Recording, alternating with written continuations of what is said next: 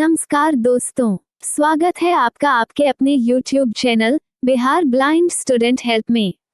दोस्तों, आज के होम साइंस एपिसोड में अध्याय 2 जिसका नाम है कमरों का वर्गीकरण पार्ट 2 को सुनेंगे। प्यारे दोस्तों, इस वीडियो में बताए गए सभी जानकारी एवं तथ्यों को ध्यान से सुनें। अगर हो सके तो उन्हें नोट भी कर सकते हैं ताकि परीक्षा के समय आपके सामने प्रश्नों का पर्याप्त संग्रह हो जाएंगे, जिससे आपको रिवीजन करने में मददगार साबित होगा। वीडियो में आगे बढ़ने से पहले आपसे एक रिक्वेस्ट है, यदि आप इस चैनल पर नए आए हैं तो चैनल को सब्सक्राइब कीजिएगा, वीडियो को लाइक और दोस्तों और सहपाठियों के साथ शेयर कीजिएगा। अपनी कीमती राय कमेंट में जरूर लिखिएगा। आगे इस चैनल पर किस तरह का कंटेंट देखना पसंद करेंगे, क्योंकि इस चैनल पर इसी तरह के से इन्फॉर्मेटिव हेल्पफुल वीडियो लाया जाएगा आने वाले समय में और भी यूनिक होने वाला है, इसलिए आप इस चैनल से जुड़े रहें। आइए दोस्तों, सुनते हैं मीनाक्षी मैम से। और अगला टॉपिक है भोजन का कमरा, डाइनिंग रूम। स्थिति: भोजन का कमरा यथासंभव रसोई घर के पास ही होना चाहिए ताकि भोजन परोसने में सुविधा हो। अन्य कमरों की तरह ही भोजन करने का कमरा प्रकाश युक्त और हवादार होना चाहिए। इसकी खिड़कियों पर शीशे जड़े हों या जाली लगी हो। इसकी जमीन पक्की हो।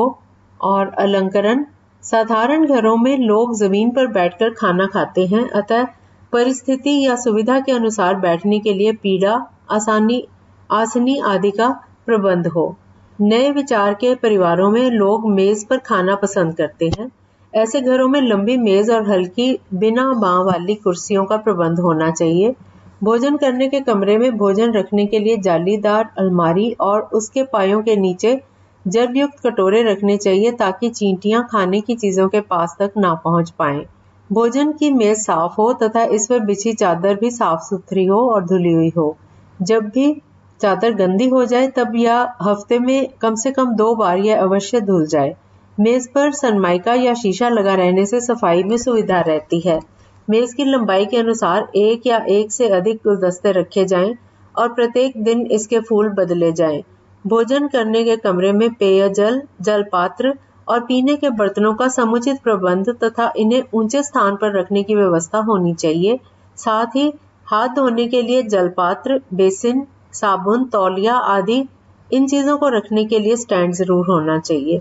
सुरुचिपूर्ण ढंग से सजा सजाया भोजन करने का कमरा चित्त आकर्षक और श्रद्धावर्धक होता है। और अब अगला पॉइंट है शौचालय, लेट्रिन। शहर के नए ढंग के घरों में रहने, उठने बैठने, सोने के कमरे तथा अतिथिशाला यानी सभी कमरों के साथ शौचालय का कमरा लगा रहता है। ऐसी अवस्था शहरों के लिए और विशेषकर जहां जल वाहक यानी सीवेज विधि द्वारा मलमूत्र वाहन का प्रबंध रहता है, वहां पर यह विशेष उपयोगी होती है। अन्यथा मकान के पास शौचालय रहने से दुर्गंध निकलती रहती है। खुले शौचालय में मक्खियां बैठकर भोजन को दूषित करती हैं, इसलिए शौचालय जो है वो घर या कुएं से यथासंभव दूर खुले स्थान में बनवाना चाहिए। विशेषकर देहात में जहां जल द्वारा मल वाहन का उचित प्रबंध नहीं रहता।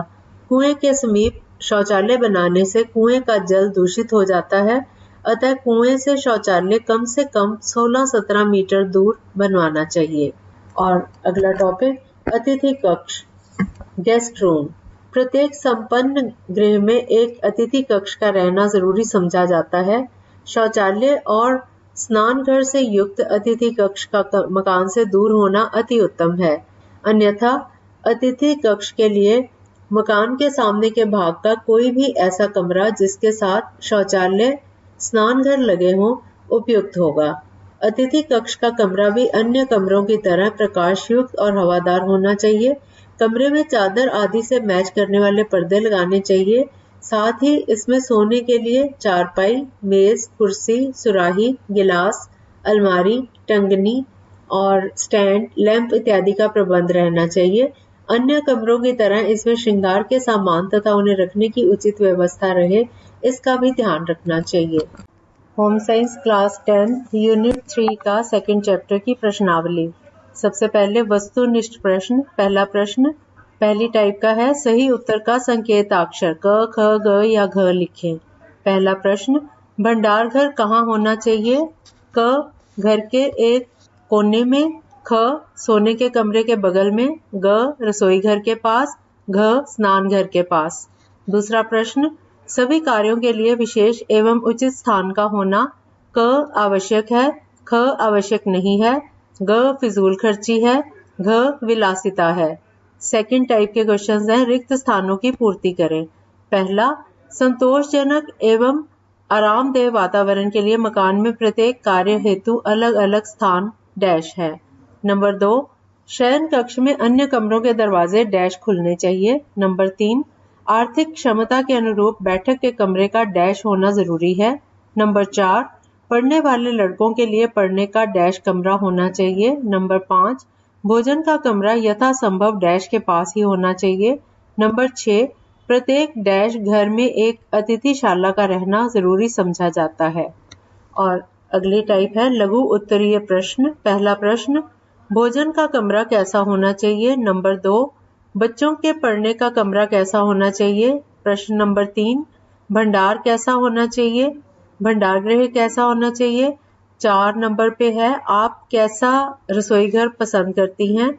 5वां प्रश्न, आप अपने बैठक खाने को किन किन चीजों से और कैसे सुसज्जित करेंगी?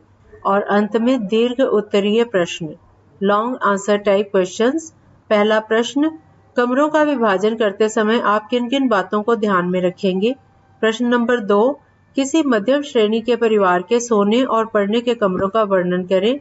नंबर 3, किन किन सिद्धांतों को ध्यान में रखते हुए आप रसोई घर का चुनाव करेंगे? धूल और मक्खियों से बचाव के लिए आप कौन कौन से उपाय करेंगी? प्रश्न नंबर 4, गर्मी के दिनों में आप बैठक घर को कैसे ठंडा रखेंगे? प्रश्न नंबर 5, बैठक घर की सजावट आप कैसे करेंगे? प्रश्न नंबर 6, किन सिद्धांतों को सामने रखते हुए आप अपने रसोई घर की सजावट करेंगी? और इसी के साथ इस चैप्टर की रिकॉर्डिंग कंप्लीट हो गई। वीडियो को देखने के लिए धन्यवाद। यदि आपको यह वीडियो अच्छा लगा तो लाइक, शेयर और सब्सक्राइब दोस्तों के साथ शेयर करें।